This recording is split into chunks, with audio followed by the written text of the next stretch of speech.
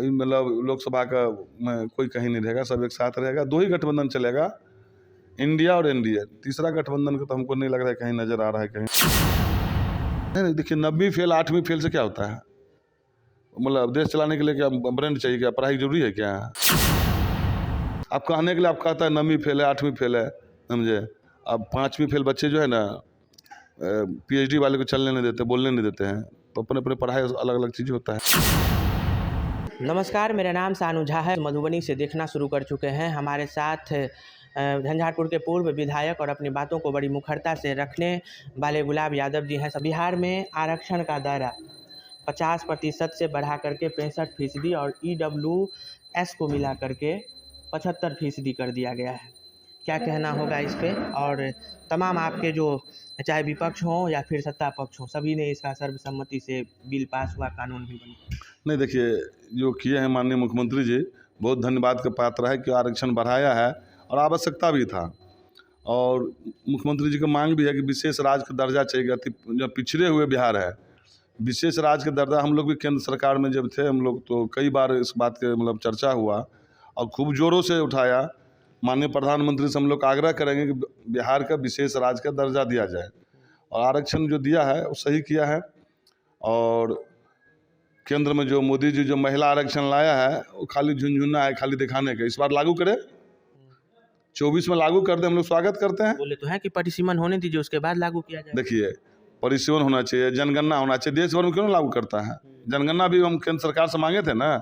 पूरा बिहार के सभी दल गए थे, 9 दल एक साथ में गए थे माननीय प्रधानमंत्री से मिलने के लिए और जनगणना का उन्होंने मांग किया। नहीं किया तो राज्य सरकार अपने खर्चा से किए हैं।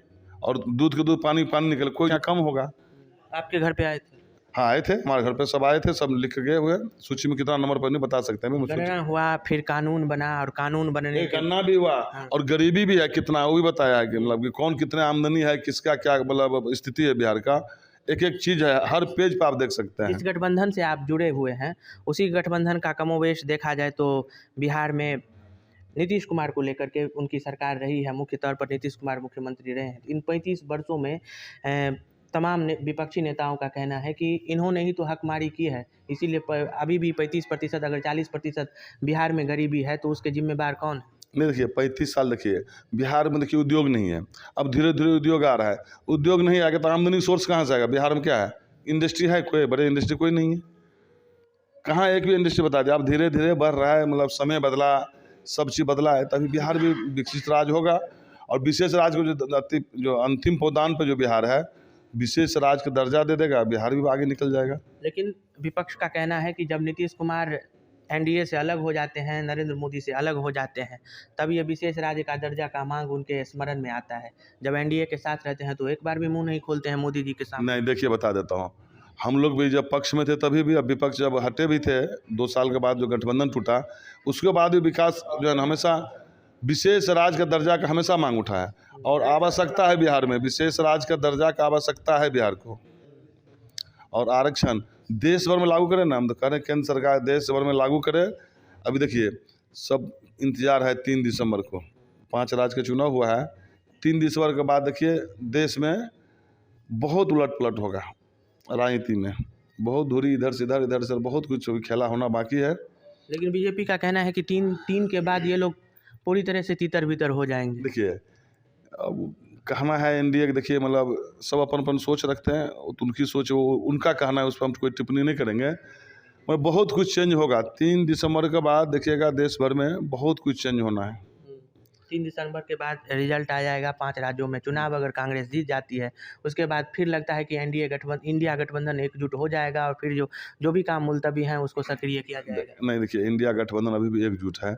चिटफुट जो कहता है ना, देखिए वो विधानसभा के लेकर मामला है, लोकसभा को लेकर कोई मामला नहीं है। जो गठबंधन है ना, जो कह रहा है कि मतलब फलाना आदमी भाग रहा है, फलाना आदमी भाग रहा है, यहाँ लड़ गया, एक साथ यहाँ लड़ गया, वो छत्तीसगढ़ में या मध्य प्रदेश या राजस्थान में, देखिए क्षेत्रीय मामला था। अभी मतलब लोकसभा का में कोई कहीं नहीं रहेगा, सब एक साथ रहेगा। 2 ही गठबंधन चलेगा, इंडिया और एनडीए। तीसरा गठबंधन का तो हमको नहीं लग रहा है कहीं नजर आ रहा है कहीं। आप अपने आप को कहाँ देख रहे हैं? अभी तो आप जान ही रहे हैं कि अभी तो कहाँ है, अभी आपको जानकारी, कोई पार्टी छोड़ दी ऐसी बात तो नहीं है ना? अभी आरजेडी में है। ऑलरेडी है ना, आरजेडी से क्या बोले, आरजेडी में देखिए जब निकाला था 6 साल का निष्कासित किया था, सुनो जी आपको भी जानकारी है कि मतलब पूरा परवाने पे मतलब 1920 में जो था सबको वापस ले लिया 20 और का। जी। लेटर आपके पास भी होगा, मेरे पास भी मोबाइल में लेटर है। हम भी 3 दिसंबर को वेट कर रहे हैं कि मतलब क्या आ रहा है रिजल्ट। उसके बाद दिसंबर बाद नए साल में सब जहाँ जिसको जाना है सेटिंग हो जाएगा। और कहे थे उस दिन भी सबसे पहले आप ही को बताएंगे, आप ही के चैनल पे खबर सुनाएंगे कि क्या न्यूज है। 3 तारीख बाद मिलिए ना। तेजस्वी प्रसाद यादव पर लगातार प्रशांत किशोर आरोप लगा रहे हैं। अभी उनका दौरा इस क्षेत्र में चल रहा है, आपको भी पता होगा। लगातार आरोप लगा रहे हैं कि सिर्फ लालू यादव के बेटे हैं, उससे ज़्यादा उन्होंने किया ही क्या है। 9वीं फेल हैं और 10 लाख लोगों को रोजगार दे देंगे 25 में, ये अपने आप में हास्यास्पद है। देखिए अभी जो बहाली हुआ है, इतिहास में कोई राज्य में देखें इतना बड़ा, इतना पैमाने पे शिक्षक का बहाली हुआ है 1,20,000 का, देखें कहीं पे? चाहे केंद्र सरकार हो, कोई राज्य सरकार हो, दिखा दो। और वापस 1 लाख समथिंग का बहाली हो रहा है। सुने बोले वो एक बिजनेस केस होता है ना, तो बिजनेस मैनेजमेंट का करता था। अरे भाई जो पार्टी जीत गया तो उससे नहीं ले लेते थे कि हमने जिता दिए। मैनेजमेंट है उसका, नहीं समझे क्या? तो मैनेजमेंट बहुत सारे कंपनी करता, बहुत सारे राज्य में बहुत आदमी के कैंपेन करता। मेरे लिए भी बहुत सारे कैंपेन चल रहा है अभी, कई सालों से कर रहे हैं मधुबनी झंझारपुर में, जो कि आपके लोग को भी जानकारी नहीं होगा।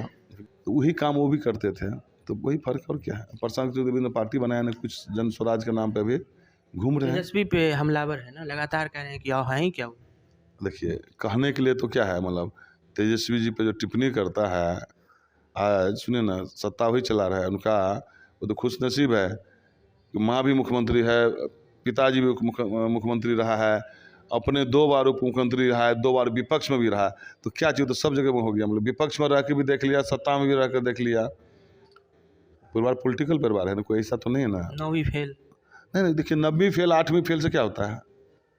मतलब देश चलाने के लिए क्या ब्रेन चाहिए, क्या पढ़ाई जरूरी है क्या? ऐसा नहीं है। आप कहने के लिए आप कहता है 9वीं फेल है 8वीं फेल है, समझे। अब 5वीं फेल बच्चे जो है ना PhD वाले को चलने नहीं देते, बोलने नहीं देते हैं। तो अपने अपने पढ़ाई अलग अलग चीज़ होता है। नहीं तो आप ये कह रहे हैं कि 3 दिसंबर के बाद आप भी साफ कर देंगे कि आपका रुख किधर जा रहा है, क्योंकि आपने कहा था कि दुर्गा पूजा के बाद आप मूवमेंट देख लीजिए। देखिएगा अभी 5 राज्य चुनाव आ गया ना, और चुनाव खत्म होना थी सोनू जी, और चुनाव के बाद देख लीजिएगा क्या भुच्चाल आता है। वेट एंड वॉच कीजिए, वेट कीजिए। वेट एंड वॉच कीजिए। इनका यही कहना है कि 5 राज्यों में चुनाव 3 तारीख को उसका रिजल्ट जो है वो पटल पे आ जाएगा। उसके बाद इनका रुख किधर होगा, इनके बातों से तो लगता है कि अभी तक के बातों से लगता है कि इंडिया गठबंधन की तरफ इनकी रुख होगी। लेकिन ये अपने आप में कयास लगाना मूर्खता होगी। और देखते हैं कि ऊँट किस कर बैठता है।